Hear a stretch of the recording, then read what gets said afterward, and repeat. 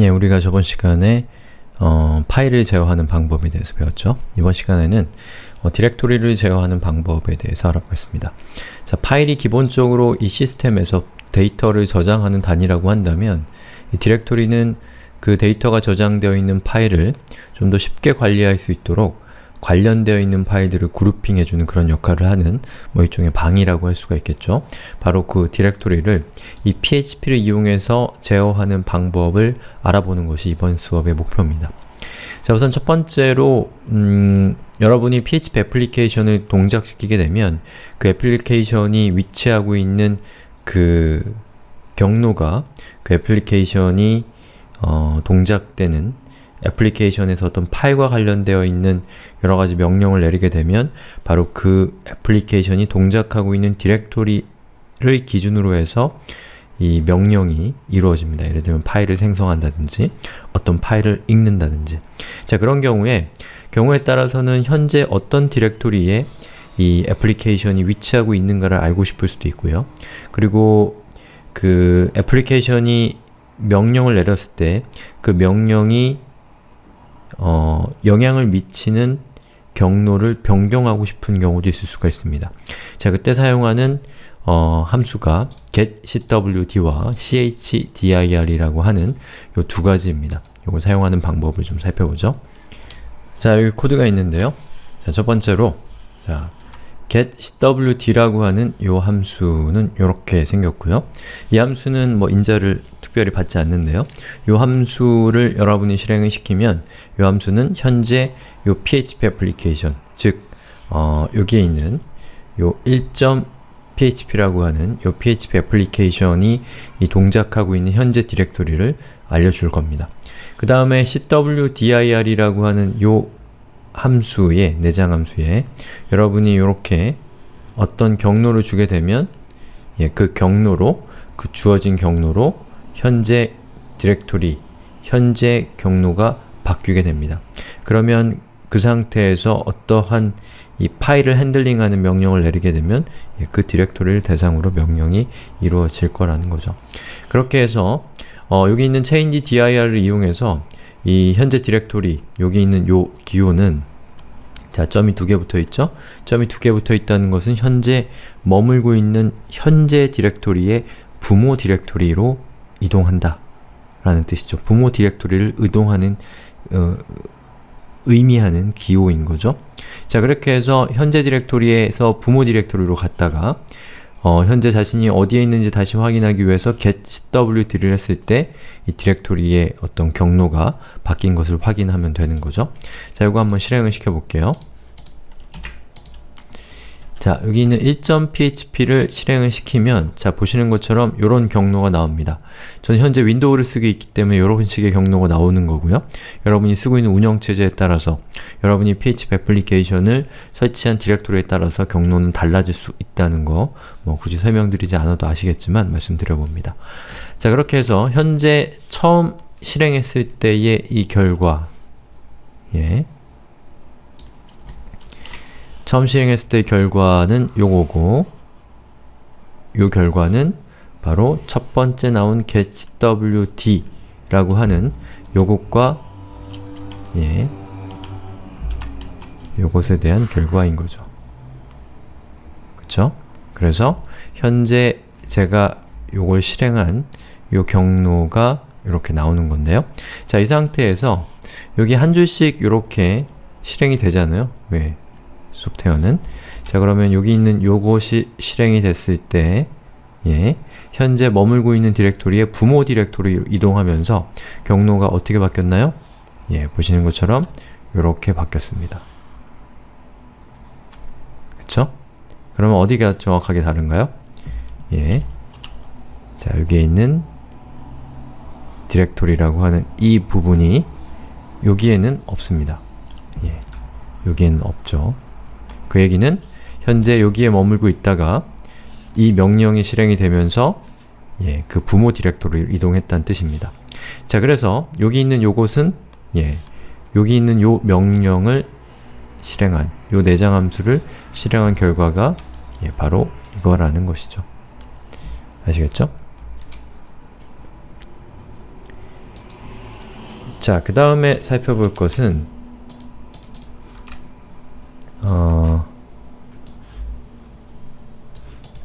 디렉토리를 탐색하는 방법에 대해서 알아보겠습니다. 우리가 그 윈도우를 쓰면 윈도우 탐색기 같은 걸 이용할 것이고, 또 커맨드 라인 인터페이스를 사용을 한다면 뭐 ls 같은 명령을 이용해서 현재 머물고 있는 디렉토리 또는 어떤 경로에 있는 디렉토리에 어떤 파일과 또는 어떤 디렉토리가 위치하고 있는가를 알아볼 수 있는 그런 오퍼레이션을 우리가 운영체제에서 자주 사용을 하잖아요. 바로 그것과 똑같은 일을 PHP에서 할 수 있는 방법입니다. 자, 그때 사용하는 것이 바로 여기에 있는 요 scandir이라고 하는 겁니다. 요 scandir이라는 걸 이용해서 여러분들이 경로를 찾아낼 수가 있는데요. 소스 코드를 한번 보시죠. 자, 이렇게 생겼어요. 자, 이렇게 생겼는데 제일 먼저 현재 경로를 이렇게 지정을 했죠. 예, 현재 디렉토리라는 뜻이고, 바로 이 경로를 이렇게 이쪽에다가 넣어놓은 거죠. 그리고 그걸 scandir이라고 하는 내장 함수의 입력값으로 주게 됩니다. 자, scan이라는 것은 뭔가를 검색하다는 뜻이죠. 그리고 dir이라는 것은 디렉토리를 검색한다는 뜻이고, 여기 인자로 들어온 요 입력값에 해당되는 디렉토리를 검색한다는 뜻이 되는 겁니다. 그래서 현재 디렉토리를 의미하는 기호를 요 dir에 넣어줬기 때문에 현재 디렉토리에 대한 그 파일의 리스트가 $files1이라고 하는 요 변수에 담겼고, 요것은 욜로 요렇게 해서 출력이 되겠죠. 자, 그 다음에 여기 있는 scandir이라고 하는 것은 위에 것과 똑같은데 차이가 있다면 콤마하고 1이 들어왔습니다. 즉, 두 번째 인자로 1이라고 하는 값을 줬는데요. 자, scandir이라고 하는 저 함수의 두 번째 인자가 1인 경우에는 정렬 순서를 반대로 바꾸게 됩니다. 자, 그래서 그 결과를, 정렬 순서가 바뀐 결과를 files2라고 하는 요 변수에 담고요. 그리고 그것은 여기로 이렇게 들어오는 거죠.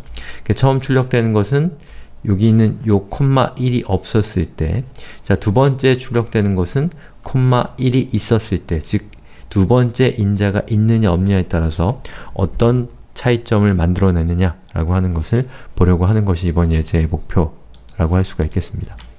자, 그럼 제가 to.php를 실행을 시키면 자, 이렇게 생겼어요. 이렇게 생겼고, 자, 보시는 것처럼 숫자가 작은 것부터 숫자가 큰 거로 이렇게 정렬이 되고 있죠. 반대로 이거 같은 경우는 숫자가 큰 거에서 숫자가 작은 거로 이렇게 정렬이 되어 있습니다. 그렇기 때문에 여러분들 이걸 통해서 알 수 있는 것은 두 번째 인자로 어떤 값을 줬느냐에 따라서 보시는 것처럼 출력되는 파일들에 대한 리스트가 달라진다는 거죠. 예.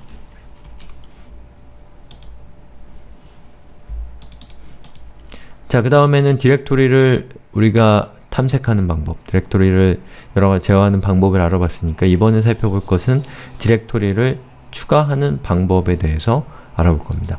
자, 디렉토리를 추가할 때는 mkdir이라고 하는 함수를 사용을 하고요. 이 함수의 첫 번째 인자는 생성하려고 하는 디렉토리의 이름입니다. 자, 그리고 두 번째로는 그 생성한 디렉토리가 파일상에 어떠한 권한을 갖고 있을 것이냐라는 뜻이고, 여기 0700이라고 한 것은 이게 오너용의 other, 그리고 이게 오너고 이게 그룹이고 이게 other이기 때문에, 자, 여기 있는 그룹의 사용자에게 쓰기, 읽기, 실행 모든 권한을 다 준다라는 뜻입니다. 자, 그럼 세 번째 true라고 되어 있는 것은 요 첫 번째의 인자로 들어온 요 디렉토리의 경로가 만약에 없다면, 이 경로가 존재하지 않는다면 이 경로를 만들어준다 라고 하는 뜻입니다. 만약에 현재 디렉토리에 1이란 디렉토리, 그 밑에 있는 2라는 디렉토리, 그 밑에 있는 3이라는 디렉토리, 그 밑에 있는 4라는 디렉토리가 존재하지 않는다면 여기 있는 세 번째 인자를 true로 하고 요것을 실행을 하게 되면 요 1이라는 디렉토리를 생성하고 그 안에 2라는 디렉토리를 만들고 그 안에 3, 그 안에 4라는 디렉토리를 한 번에 쭉 만든다라는 뜻입니다. 이런 것들을 재기적, 리커시브라고 하는데 요거는 그냥 참고 삼아 알아두시면 됩니다. 자, 그러면 요걸 한번 실행을 시켜보죠. 자, 여기 있는 요 웹페이지로 접속을 했을 때, 자, 여기 있는 거 요걸 실행했을 때 요 디렉토리가 어떻게 바뀌는지를 보세요. 자, 실행을 하니까 1이라는 디렉토리가 생겼고 2가 생겼고 3이 생겼고 4가 생겼습니다. 자, 이렇게 해서 우리가 디렉토리를 제어하는 방법에 대해서 알아봤는데요. 이 디렉토리는 어떻게 보면 파일을 담는 어떤 컨테이너로서 어떤 의미가 있기 때문에 이 디렉토리를 제어하는 방법에 대해서 여러분들이 잘 알아두실 필요가 있습니다. 이렇게 해서 디렉토리에 대한 사용법을 이렇게 마치겠습니다.